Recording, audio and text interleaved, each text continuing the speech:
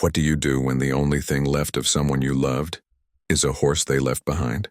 The question wasn't something Alara ever said out loud. It was just there, a cold, hard stone in her chest where her heart used to be.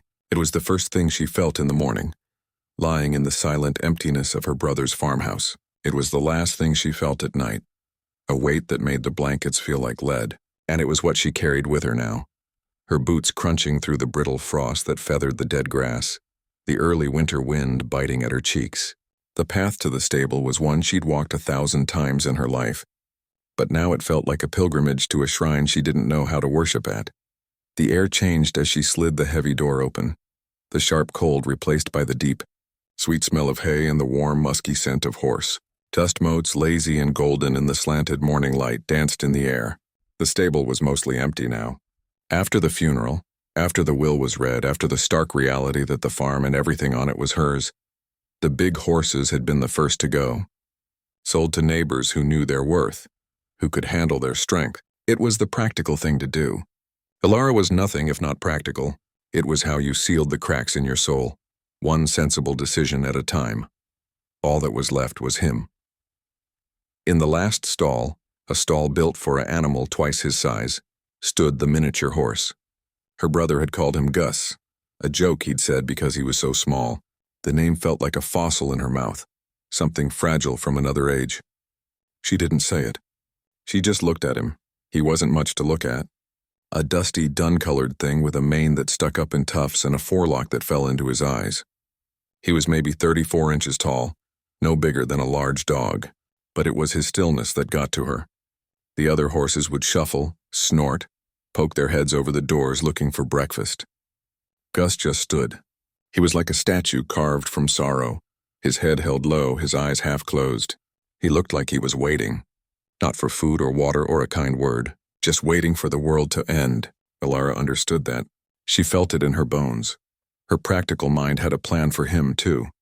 There was a sanctuary a few counties over that took in equines of all sizes. They would take him. They would give him a field, other small horses to be with.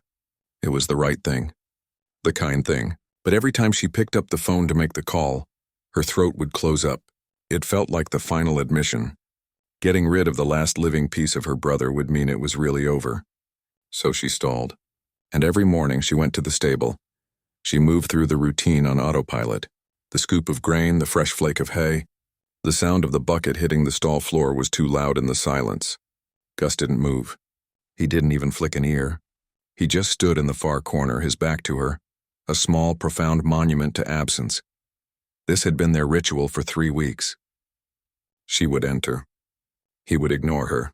She would leave. The silence between them was a third presence in the stall, heavy and complete. But this morning was different. Maybe it was the particular bite of the wind, a certain smell on the air that spoke of a coming storm. Or maybe it was just that the reservoir of his stillness had finally overflowed.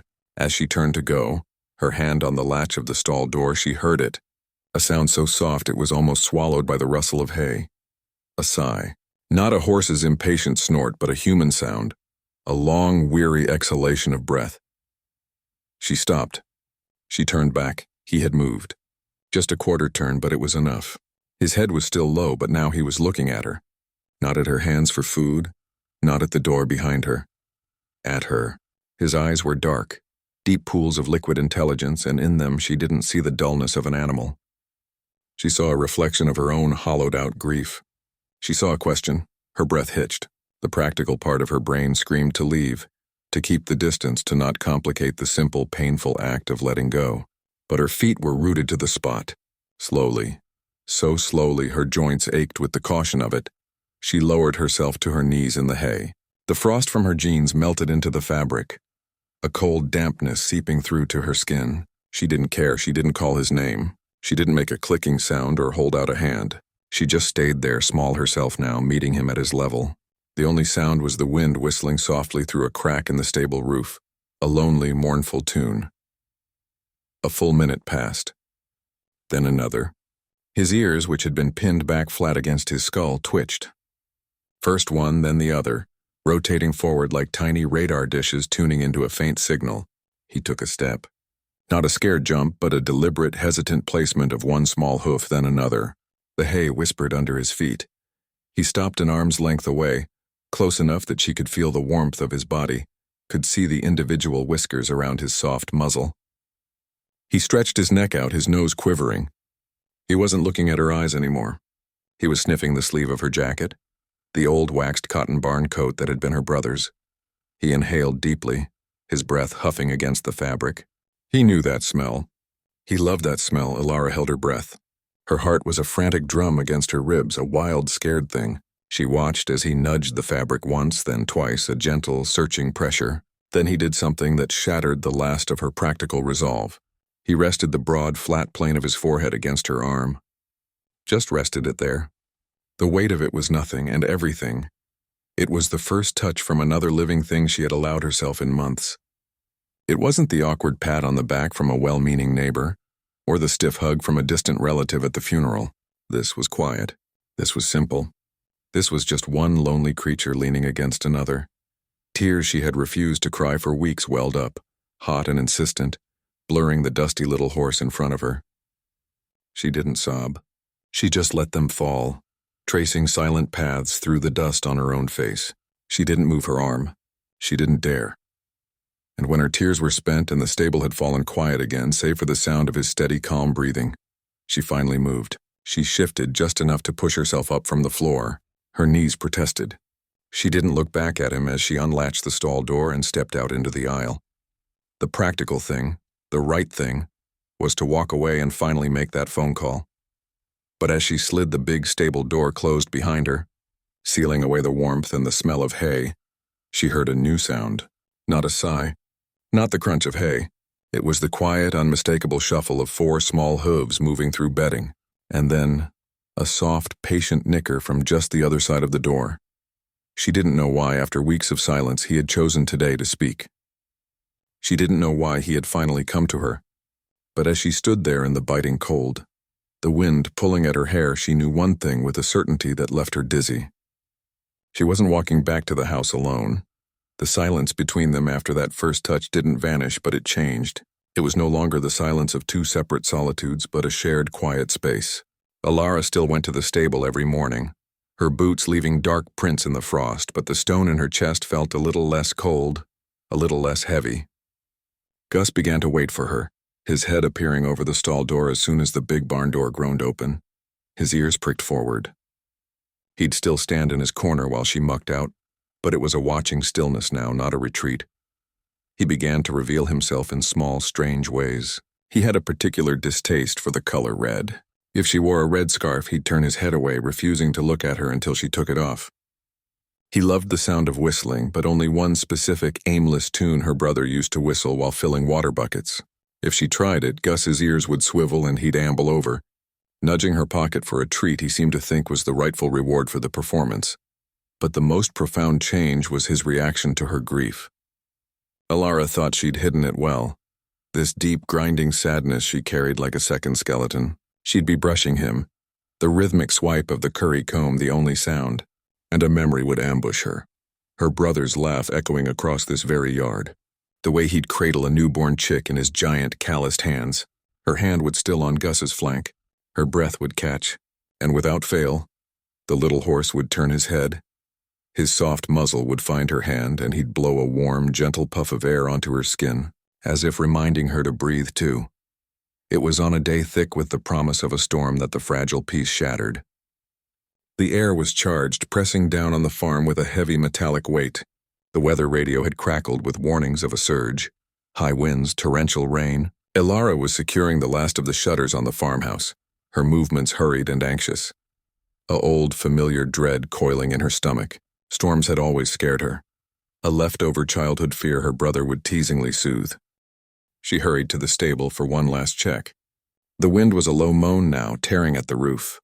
Inside, the horses she'd boarded for a neighbor were restless, pacing their stalls, their eyes showing white. But Gus was different. He was a coiled spring of pure tension. He wasn't pacing. He was statuesque again. But it was the statue of a warhorse, every muscle taut, his head high and his nostrils flared, sampling the storm-scented air. He was vibrating with a knowing energy that felt ancient, primal.